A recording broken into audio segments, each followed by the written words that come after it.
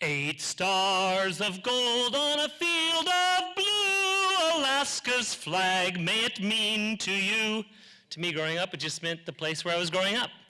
I had no grand plans for the future, no vision of culture-shaping events, just follow Jesus, love God, and my neighbor as myself.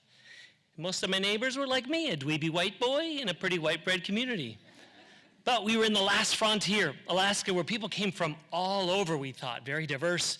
I knew people from Minnesota, Michigan, Nebraska, Colorado, yeah, even New York. So how did I end up here on the stage of one of the world's newest performing arts center at a global crossroads where people the world over come to visit, people the world over come to visit, and people the world over the last couple years have looked to us to see how we respond to acts of hate?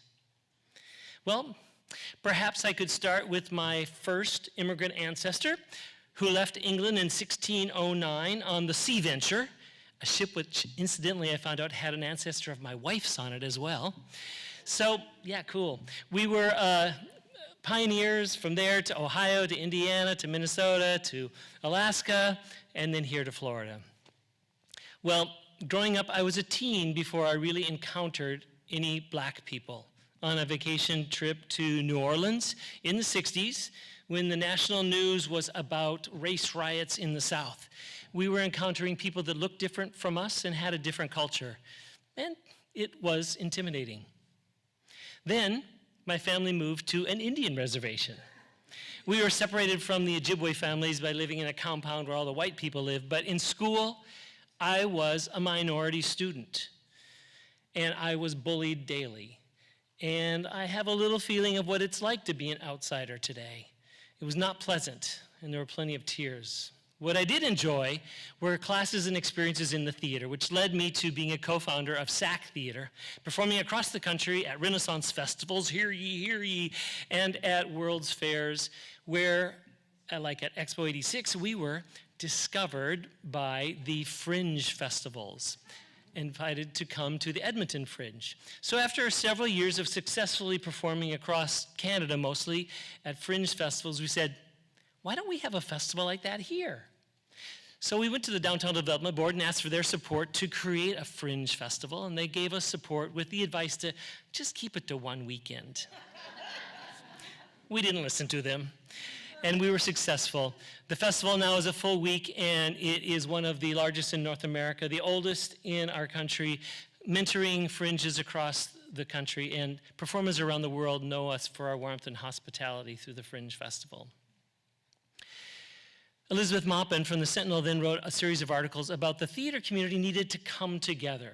And that led to my leading an organization called first the Central Florida Theater Alliance, which became the Central Florida Performing Arts Alliance, which became the Arts and Cultural Alliance, which eventually created the Downtown Arts District.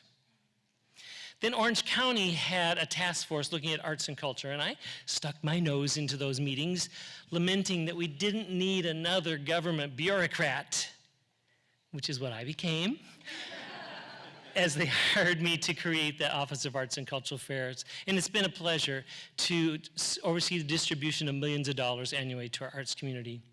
And as the chief arts instigator there, I was responsible for starting the local chapter of the Awesome Foundation, which gives $1,000 away every month to the group or person that writes a project that we think will add awesomeness to the universe. And it is awesome to give money to people. While at Orange County, I learned more about our community and how in the year 2000, 58% of us looked like me, white English speaking, but today it's the opposite. 58% of our population is not white English speaking. This can be a frightening thing for some people, but we say it's a reason to celebrate. So I've been working for the last couple years with a steering committee of over 30 people from all over the world to create the coming Fusion Fest, which will feature a kaleidoscopic fusion of aromas, sights, sounds, tastes, textures that color our uniquely diverse community. It's not just an international festival.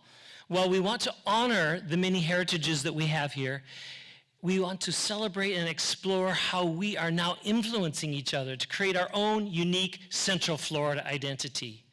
And studies have shown that when people of different cultures work closely together, they're much more creative and more influential. You'll see this in our fun film pavilion, where there'll be short films about Central Floridians and how they or their families became Central Floridians.